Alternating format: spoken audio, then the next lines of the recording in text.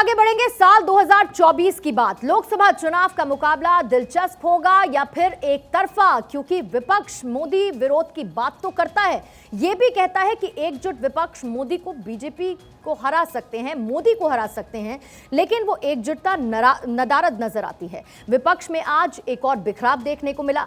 विपक्षी एकता को बड़ा झटका दिया है टीएमसी ने, यानी उपराष्ट्रपति चुनाव के बाद यह दूसरा मौका है जब टीएमसी ने विपक्षी एकजुटता को झटका दे दिया है। टीएमसी की ओर से आज एक बड़ा बयान आया कि उनकी पार्टी 2024 के चुनाव में अकेले उतरेगी और विपक्षी दलों को मिली हुई सीटों की संख्या के आधार पर चुनाव के बाद गठबंधन पर विचार हो सकता है। टीएमसी का दावा है कि उन्हें एकजुट विपक्ष के लिए कोई प्रस्ताव नहीं मिला है। टीएमसी के प्रवक्ता सुखेंदु शेखर की तरफ से यह बयान दिया गया। लोकसभा चुनाव में मोदी के सामने कोई एक चेहरा कौन होगा, इस पर सब मौन है। बोल सब रहे हैं, लेकिन अपनी अपनी दावेदारी भी दिखाते हैं। बिखरा हुआ विपक्ष आखिर कैसे बीजेपी जैसी मजबूत पार्टी को चुनौती दे पाएगा, यह बड़ा सवाल है, क्योंकि विपक्ष की तरफ से एक नहीं बल्कि कई नाम सामने हैं। जाहिर है कि ममता बनर्जी का एकला चलो का नारा सबके सामने है। बिहार से नीतीश कुमार ने विपक्ष के चेहरे के तौर पर दावेदारी पेश कर दी है। हालांकि उनके नाम पर अब तक सिर्फ तेजस्वी यादव और तेलंगाना के मुख्यमंत्री के चंद्रशेखर राव और जीतन राम मांझी के नाम का ही समर्थन मिला है। देश के सबसे बड़े सूबे यानी उत्तर प्रदेश से समाजवादी पार्टी ने अखिलेश यादव को पीएम उम्मीदवार के तौर पर प्रोजेक्ट कर दिया है और कांग्रेस मुख्य विपक्षी दल होने के नाते अपनी दावेदारी लगातार पेश करती रही है। 4 तस्वीरें इस वक्त हम आपको दिखा रहे हैं 2024 की पिच की तैयारी, लेकिन टीएमसी यानी ममता बनर्जी एकला चलो के नारे के साथ 2024 की तैयारी कर चुकी हैं। अकेले चुनाव लड़ने की और सीटों की संख्या के आधार पर चुनाव बाद वो विचार करेंगी, ये कह रही हैं ममता बनर्जी। टीएमसी, जिसमें ममता बनर्जी को बार बार विपक्ष के एक बड़े चेहरे के तौर पर प्रोजेक्ट भी किया जा रहा था, लेकिन वो कह रही है कि एकजुट विपक्ष के लिए कोई प्रस्ताव नहीं मिला। ये टीएमसी का आधिकारिक बयान है, टीएमसी के प्रवक्ता की तरफ से ये बताया गया है। दूसरी तरफ इस विंडो में अगर और बड़े चेहरे देखेंगे तो उसमें नीतीश कुमार भी है, जो अपने आप को प्रोजेक्ट कर चुके हैं, और कांग्रेस अपनी दावेदारी हमेशा पेश करती रही है, तो वहीं अखिलेश यादव का चेहरा भी सामने आता रहा है। हाल ही में बिहार के मुख्यमंत्री नीतीश कुमार और तेलंगाना के मुख्यमंत्री चंद्रशेखर राव ने बीजेपी मुक्त भारत का नारा दिया और कहा कि क्षेत्रीय दलों के साथ बीजेपी के खिलाफ 2024 के चुनाव में मैदान में नजर आएंगे। जेडीयू की राष्ट्रीय कार्यकारिणी की बैठक में जब नीतीश कुमार पहुंचे तो नजारा दिलचस्प था। नीतीश को पीएम चेहरे के तौर पर प्रचारित करने वाले बड़े बड़े पोस्टर्स लगे हुए थे। कार्यकर्ताओं की भीड़ के बीच जब नीतीश पहुंचे तो जोर जोर से नारे भी लगने लगे। वो नारे आप सुनिए।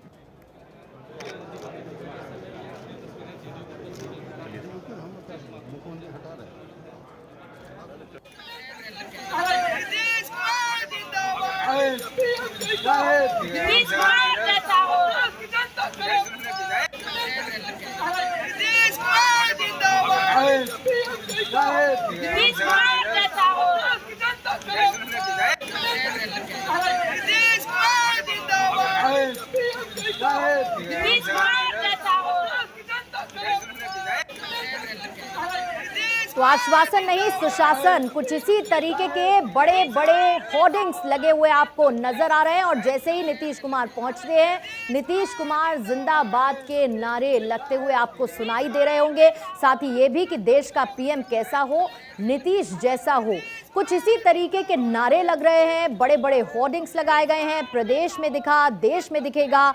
ये होर्डिंग्स जो नीतीश कुमार को उस बड़े चेहरे के तौर पर प्रोजेक्ट करते हुए नजर आए।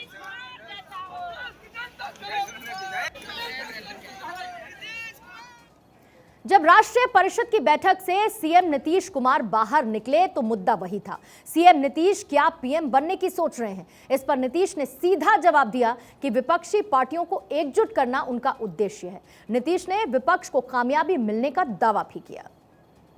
ये किस तरह का काम लोग कर रहे हैं, अन्य पार्टियों से लोगों को अपनी तरफ लाना और खींचना, ये सब काम करके जो कर रहे हैं, तो ये कोई है संवैधानिक चीज है। ये कोई सही काम है? भाजपा कह रही ये कोई ये आप समझ रहे हैं ना?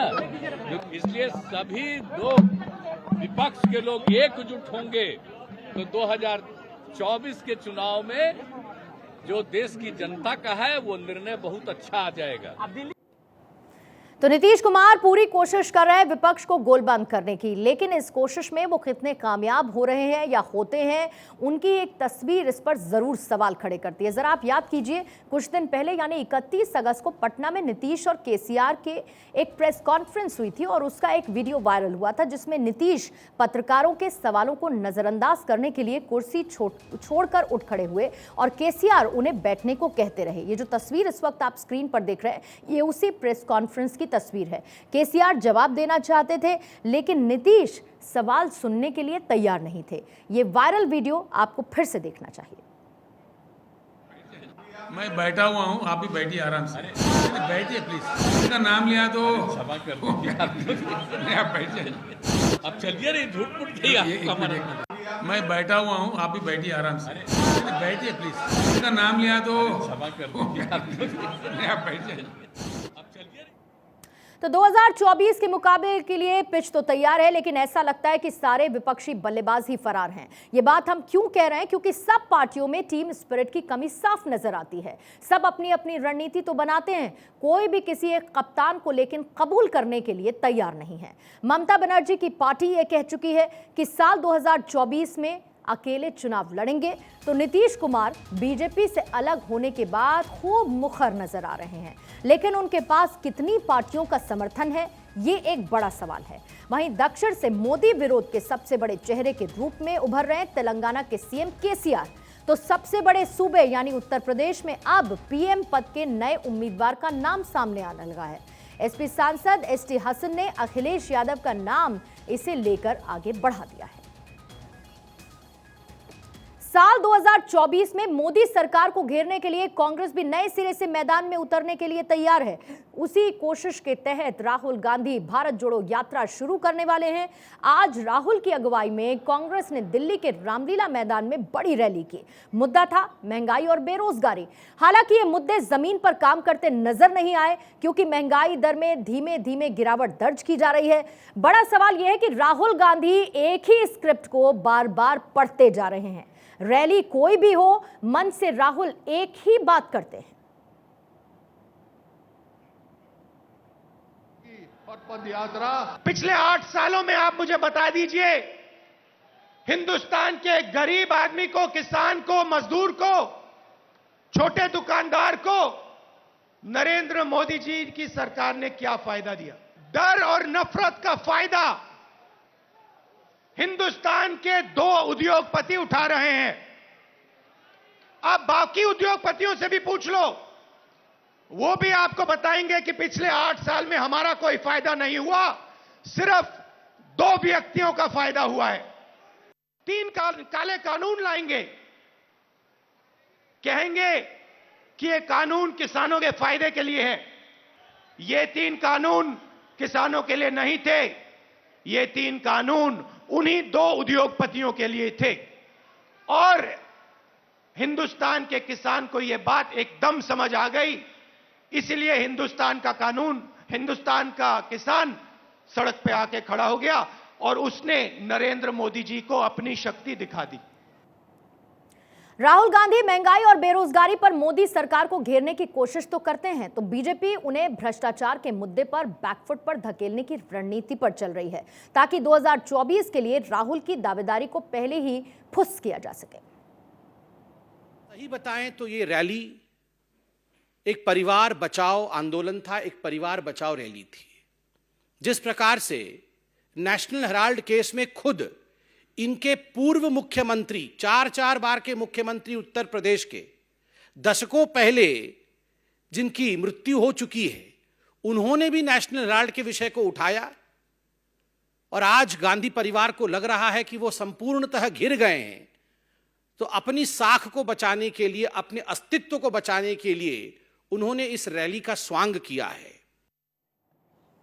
और इसी के साथ बुलेटिन में फिलहाल इतना ही। रुक रहे हैं एक बहुत छोटे से ब्रेक के लिए, लेकिन जब ब्रेक से आएंगे तो आज एक स्पेशल रिपोर्ट आपको दिखाएंगे। बहिष्कार, 3 पीढ़ियों का दंश। ये एक स्पेशल रिपोर्ट आपके लिए होगी, इसे देखना ना भूलिएगा।